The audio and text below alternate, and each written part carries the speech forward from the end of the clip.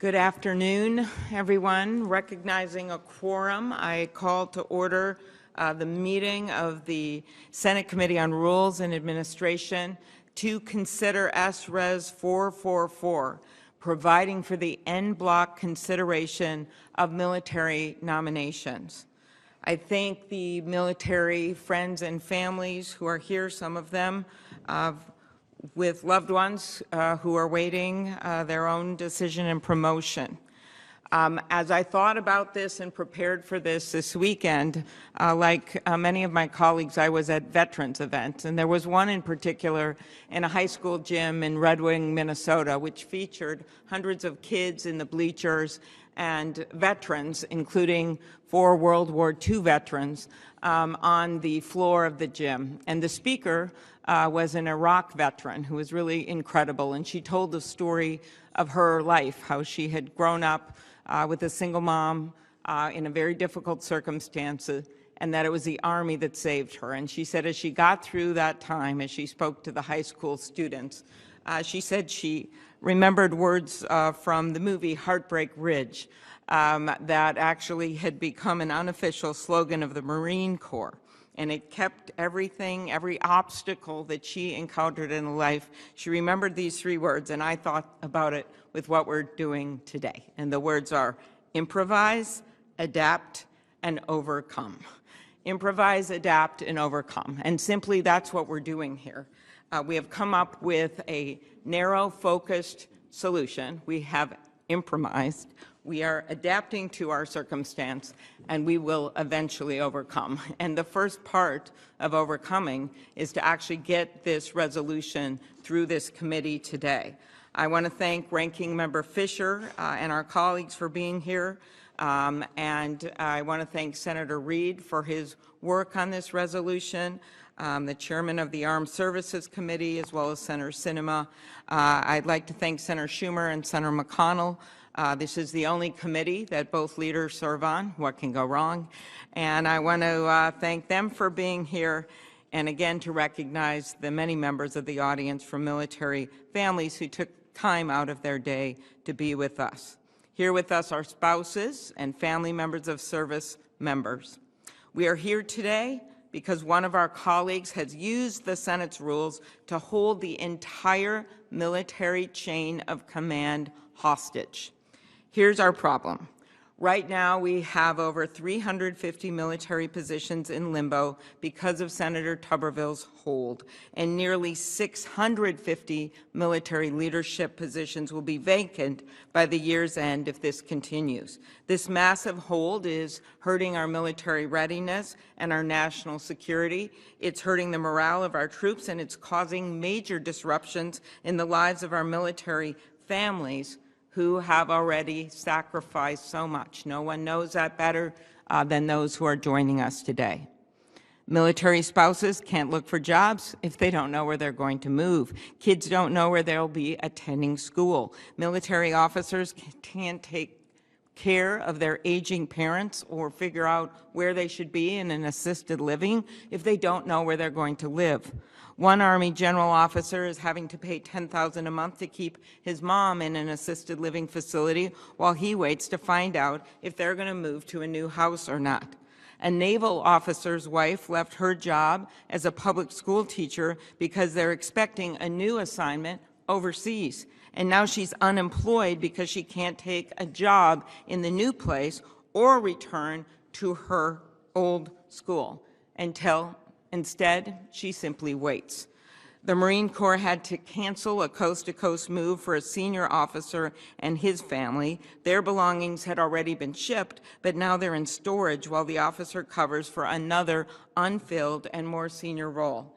And yes, as we all know, the Commandant of the Marine Corps had a heart attack while holding down the #1 and #2 positions with the Marines.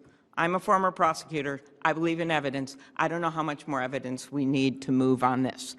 And while this colossal hold, which is truly an antiseptic word to describe what is essentially a blockade, is creating real costs for our military families, it's also creating real risk to our military readiness and our national security. Senator Tuberville is holding up the commander of Cybercom at a time when threats to our national security don't always involve traditional weapons of war. He is holding up the head of the Pacific Air Command while China is saber-rattling and North Korea sent Russia 1 million artillery shells. And he is holding up the commander of the Fifth Fleet, which oversees our naval forces in the Persian Gulf. There are hundreds of others waiting, and the uncertainty is having a devastating impact. Our country deserves better. Our military deserves better. The world is watching. For months, Senator Tuberville has not listened to his Democratic or his Republican colleagues, and many of them has now spoken out on the Senate floor. He's not listening to those who run our military. He's not listening to former military officials. So we need to stand up for our military and our national security and allow these promotions to move forward, because when our troops are on the battlefield, they don't ask if their commander is a Democrat or a Republican. They don't ask what their views are on certain issues that they may not agree with. They just do their jobs. They don't ask if the person next to them voted for and who they voted for and whether they hold a certain political position. Regardless of our own political views, we need to do what it takes to make sure our military has its leaders in place to protect our country. I get back to my first 3 words that I learned in that high school gym. Improvise, adapt, and overcome. That is what this policy is about. It is temporary, and it makes a change simply for the nominations in the military that are before us through the end of the Congress. It has the support of groups representing our service members and their families, Blue Star Families, the National Military Family Association, and the Secure Family Initiative. And the American Legion has also urged a bipartisan resolution as well. I urge my colleagues on both sides of the aisle to join me in supporting it, and I now recognize Senator Fisher for an opening statement. Thank you, Chairman Klobuchar, and I thank you for holding this markup today. The resolution before us today is an anomaly. It is unusual for the Senate to take up standing orders that temporarily create new Senate procedures. In fact, in recent decades, the Senate has only taken up and passed 3 such measures. 2 of those resolutions were the power-sharing agreements for an evenly divided Senate for the 107th and the 117th Congresses.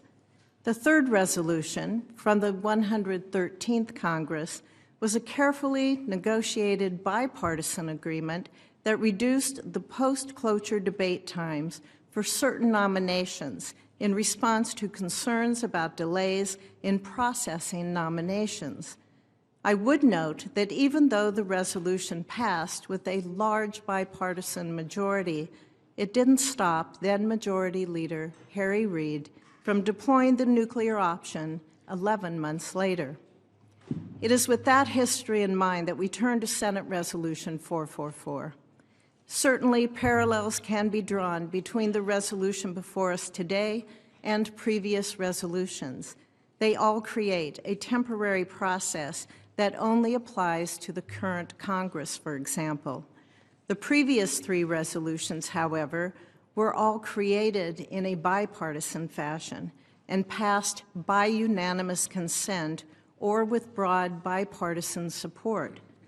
This resolution, in contrast, is a political maneuver that does not have the same support. At its core, the resolution is an attempt to protect the Biden administration's poor policy decisions. Though federal law prohibits the Department of Defense from using federal funds for abortions except in very limited circumstances, the Department of Defense has put in place a policy that facilitates abortions by paying for travel across state lines to obtain one. This policy not only goes beyond the Department of Defense's statutory authority, it doesn't do anything to increase our military readiness and hasn't even been broadly utilized.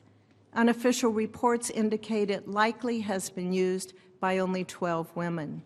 Even so, this administration refuses to eliminate the policy. What we need right now is to come together and tell the administration to stop violating the law and revoke this policy. If the policy is revoked, the resolution before us today is not necessary. This resolution undermines the Senate's long-standing tradition of rights for the minority party. With few exceptions, it would take away the right of a single senator, or 10, or 20, or 40 senators to object to a military nomination or promotion that is being offered for unanimous consent. It would allow a simple majority to override those objections.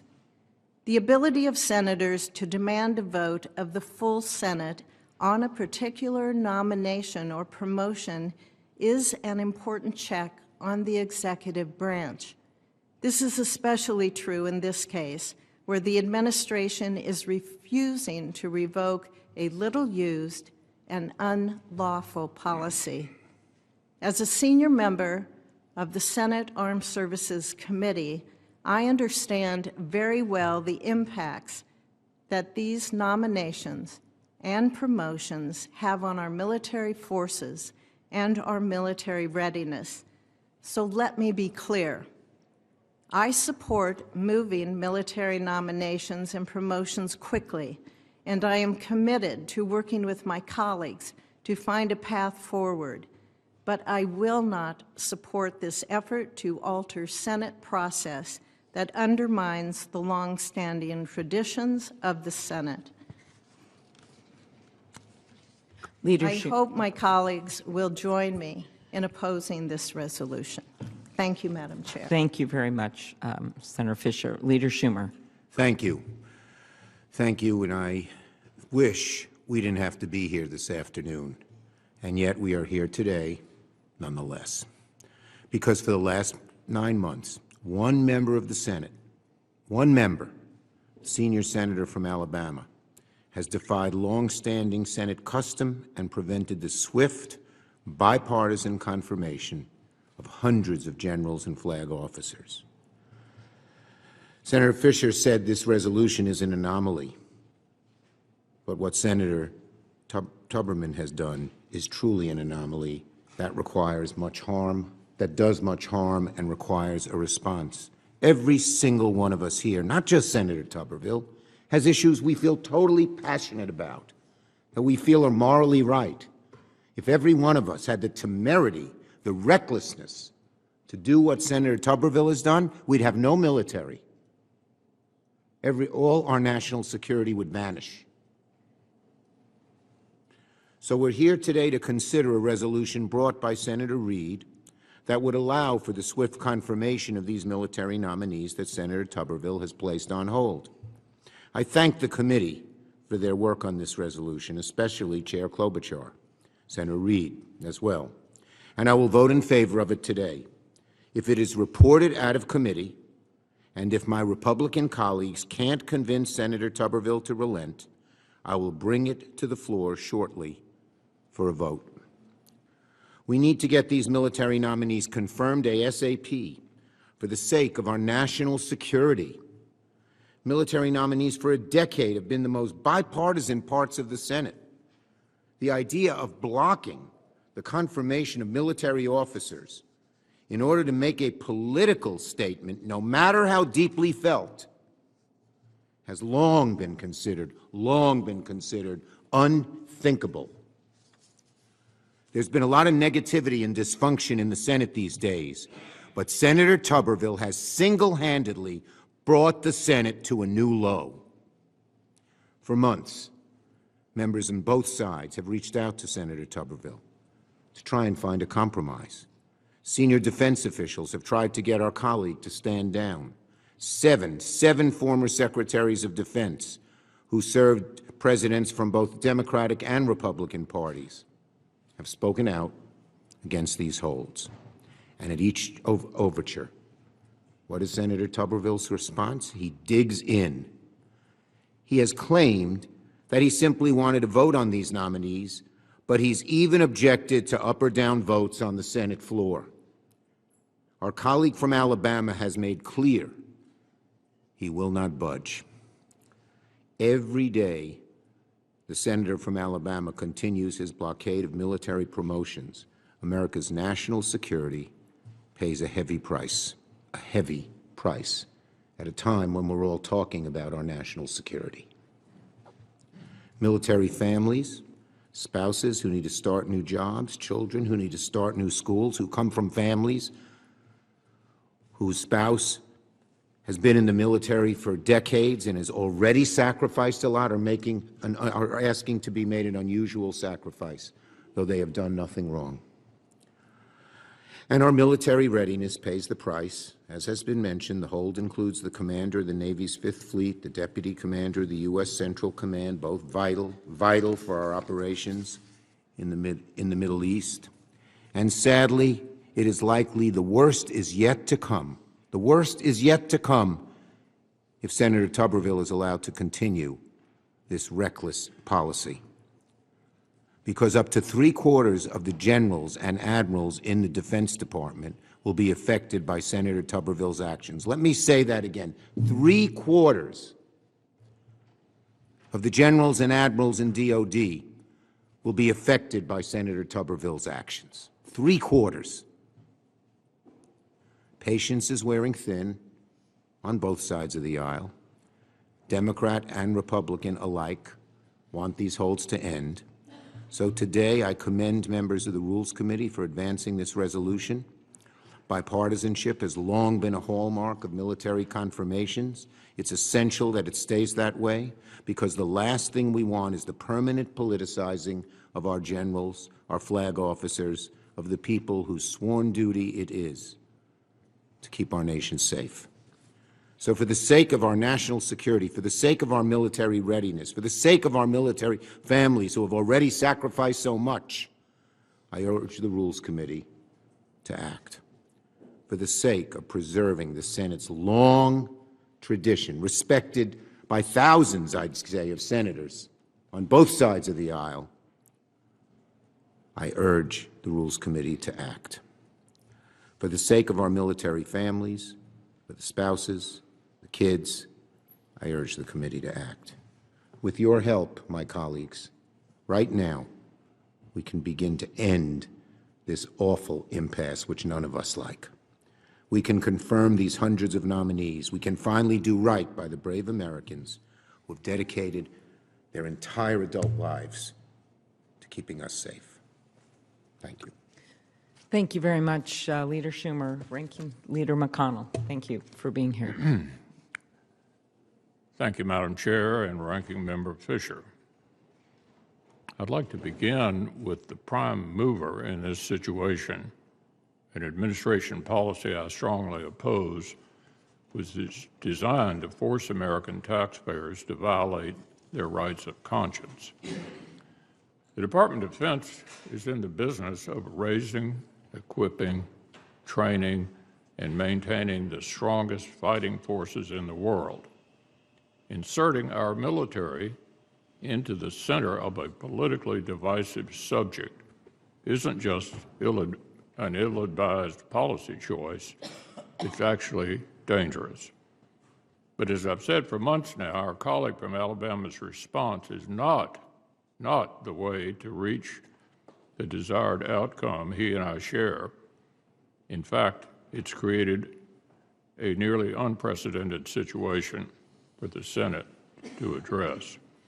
As a general rule, when a president takes an executive action that a minority in Congress thinks is unlawful, you challenge it in the courts. And then, when the time comes, you elect a different president. The Senate, for our part, also has the power to hold the nomination of a civilian Biden administration official to a role with actual responsibility for the objectionable policy.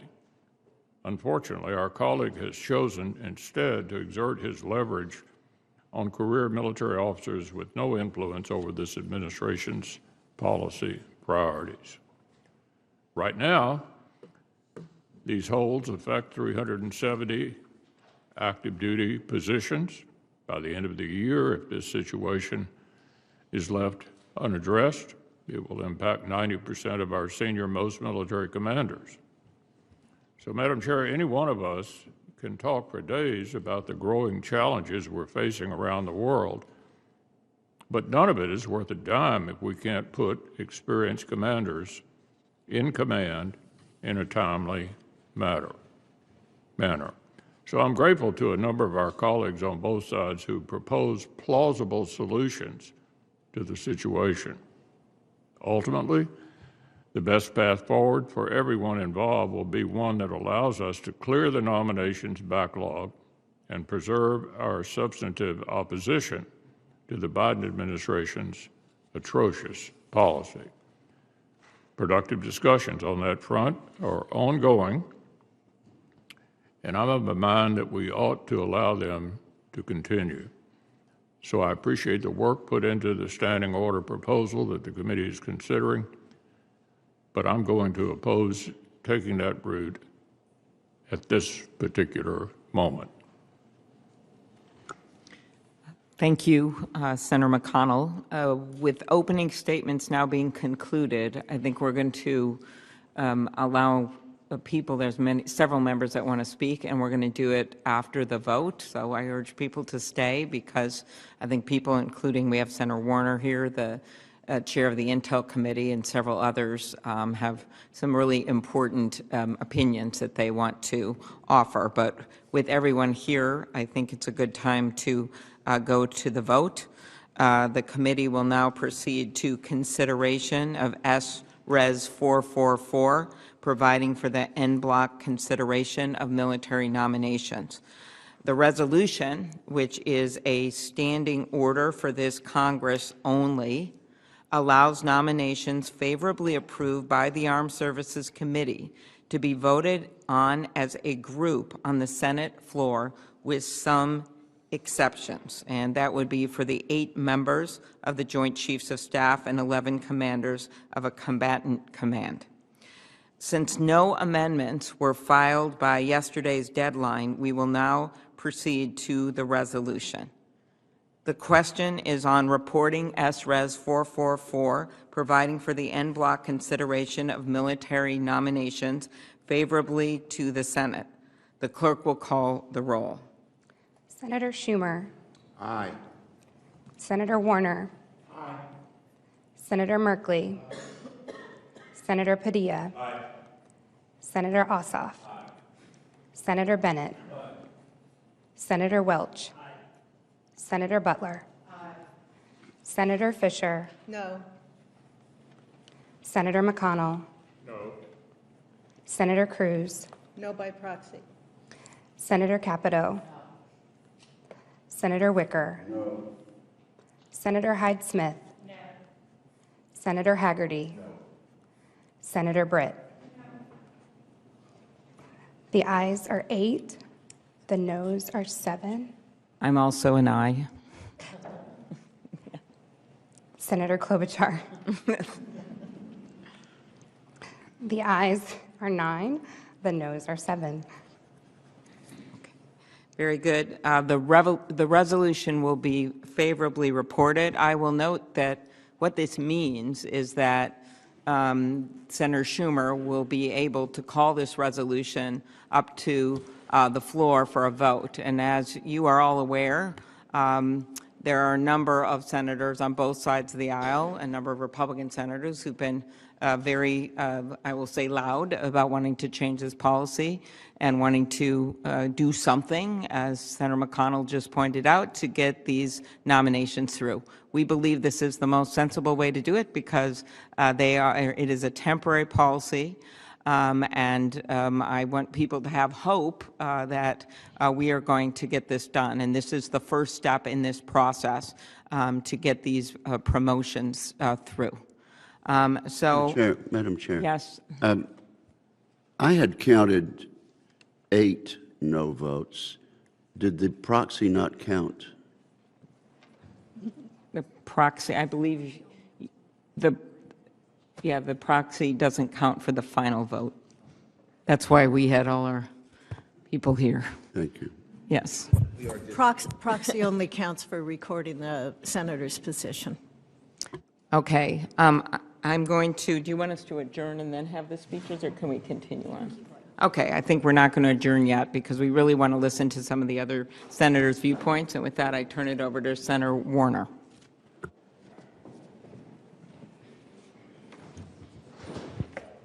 Madam Chair, I don't want my colleagues to all rush before they hear my brilliance. We are, Senator Fisher and I are raptly listening to Senator Warner. I'm not going to speak for a long time. I hope folks will listen on this, though. I spend almost all my time now in SCIFs, which are secure areas, as chairman of the Intelligence Committee. And I just got to tell you, a lot of folks are asking what's happening in the United States of America. What's happening when we don't have a Speaker of the House for weeks on end? What's happening when some want to walk away from our commitment to Ukraine? Does that mean you cannot trust America anymore when they make commitments, particularly with organizations like NATO, and when clearly there are adversaries like Russia, which have acted so abhorrently? A lot of folks are asking, what is America's role going to be to try to navigate through the turmoil in the Middle East? And a lot of folks are asking, what the heck's going on when America's military leadership can't get the promotions that they've earned? I don't think most folks are going to ask what was a precedent or not a precedent or what some obscure Senate rule or the other. But I just believe this is one other example where we've got to get our act together, do the right thing, not just for military families, for military readiness, but just for the long-term sake of how our nation is viewed at this most critical time in history. Thank you, Madam Chair. Thank you very much, Senator Warner. And I will note, as I turn to another of our colleagues that asked to give some remarks, the most important people in the room are still here, and that is our military families that stayed to listen to you, and those who have friends and loved ones who are waiting appointments. So, Senator Ossoff. Thank you, Madam Chair. Thank you for your leadership. And I want to begin by thanking all of the military spouses, military families, active duty service members, veterans who are with us today. This is a national security crisis to have hundreds of general officers whose promotions cannot be confirmed, with impacts on our military readiness that cascade down through the chain of command and impact officers at all levels. This impacts the readiness of some of the most important units deployed around the world, strategic facilities at a moment of great peril and global instability. And so the step that we've taken today to empower the Senate, finally, to confirm the promotions of hundreds of deserving career military officers, apolitical public servants who are sworn to defend the United States and all of its people, regardless of politics, is critically important to my constituents in Georgia, to U.S. national security, and to our reputation in the world. So I'm glad that we've taken this step. Madam Chair, I appreciate your leadership, and most of all, I appreciate all of you who are here in the audience today showing your support for sound governance and U.S. national security free of irresponsible and abusive political interference. Thank you. Senator Merkley.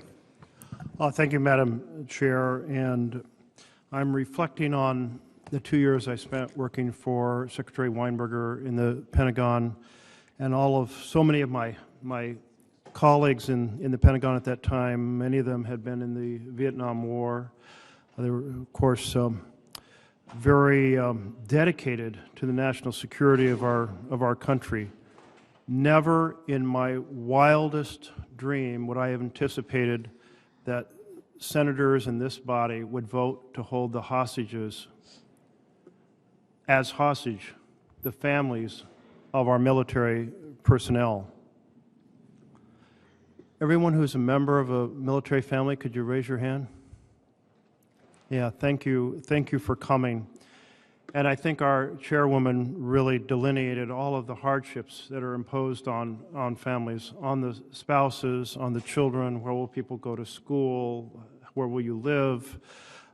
Just a huge set of uncertainties that accompany this 9-month delay.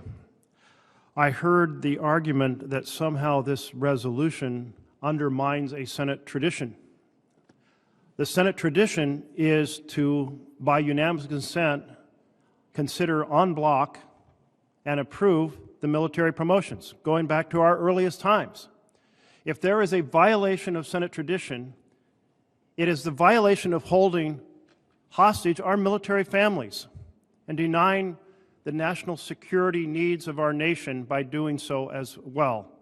So I can't speak more passionately about how wrong this is. It is a symptom of a broader paralysis in the Senate. We're witnessing now so many elements of the Senate code. The Senate code was you listen to everybody in the room and then you vote. You don't hold everything hostage to a supermajority. You don't proceed to have one person hold everything up. There were moments when one person could hold something up by holding the floor continuously. Well, my colleague wants to speak continuously until he collapses in the wall of the Senate, and then we can get on with this vote. I'd be just fine with that. But this 9-month determination to undermine our national security, damage our military families, is beyond unacceptable. And I'm pleased that the committee today has taken action. Thank you, Madam Chair. Very good. Senator Fisher, did you want to anything more? Okay. Thank you very much, Senator Merkley, and thank you for reminding us of those Senate rules and how over the years, as a student of those rules, I know, Senator Merkley, you know how many times there have been changes to the rules, sometimes temporary, sometimes permanent. And Madam Chair, I'm thinking about this last weekend, Veterans Weekend, where so often members of this body will give a speech, and it will go something like along the lines of our military families as well as our military service members have stood up for our nation. We have to stand up for them. Well, this is the way you stand up for them, is you resolve this unacceptable impasse. That's the concrete commitment. Flowery words don't get the job done. Okay, very good. I just want a few things I want to just clarify, and then we're going to bring this to an end. What this policy is about, this DoD policy, is consistent with the law. The DoD's policy change provides allowances for travel and transportation for service members and dependents to travel to the closest medical facility if they need abortion or fertility care that they cannot access. And this has been a policy that is, again, under the law. And the Department of Defense has not changed its policy on providing abortion access. It's simply allowing for the travel, which is allowed for in other instances where someone, and I know military families are nodding their heads, can't get access where they are stationed for some reason to some kind of health care. And that's simply what this is about. And then the second thing I wanted to note is someone says, well, why don't we just change the policy? Well, and I think you've heard from my colleagues here. If we start doing that, okay, I really want to get the Afghan Adjustment Act done. It's a bill I actually have with Senator Lindsey Graham to be able to get those that were promised a life here in this country after they put their lives on the line for our soldiers. I'd like to get them out of that limbo and get that passed. Now, am I going to hold up every military promotion to do that? No, I would like to really get my legislation, again, bipartisan, on some of the exposures that kids have to tech with fentanyl and all these things that are happening.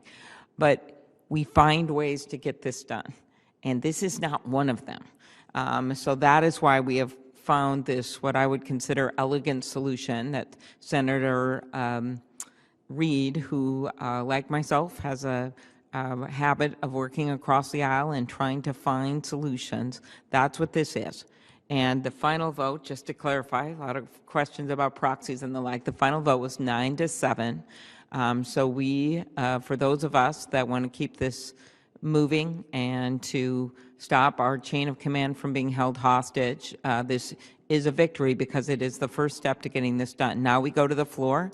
And one of the reasons it was important to do this at this time is a number of our Republican colleagues are speaking out, not just behind closed door, but on the floor. So it is our hope that once we get there, we will get, I think we need 9 votes, in addition to the Democratic votes to advance this policy. And it was with that spirit that I will adjourn this hearing and this markup. And I want to thank Senator Fisher and thank all of our colleagues who came today. I thank them also for not throwing a bunch of amendments on this. At least it'll allow us on the floor to debate this and make any changes necessary to get this done. So with that, the meeting is adjourned. Thank you.